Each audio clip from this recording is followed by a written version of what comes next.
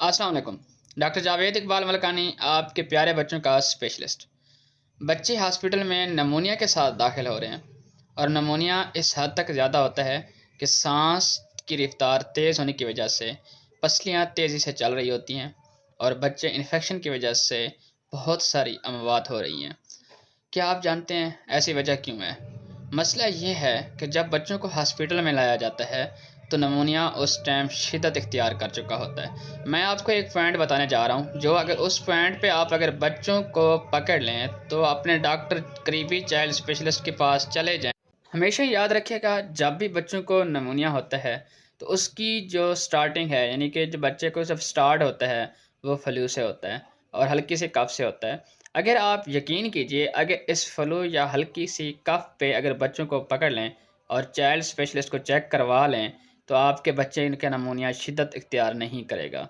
मेरी आप सबसे रिक्वेस्ट है, अपने बच्चों का एहतियात करें, उनका वक्त पर इलाज करवाएं। और सबसे मेन चीज़, एक जो दुख वाली बात है, मैंने पार्क में एक बच्चा देखा, बच्चा के सर पे कोई कैप नहीं थी, बच्चे ने कपड़े भी ऊपर कोई स्वेटर वगैरह नहीं पहना हुआ था, और उसके साथ साथ जो दर्दनाक बात है वो ये कि बच्चा आइसक्रीम खाते हुए जा रहा था।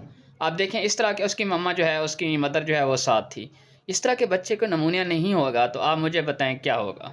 बहुत शुक्रिया।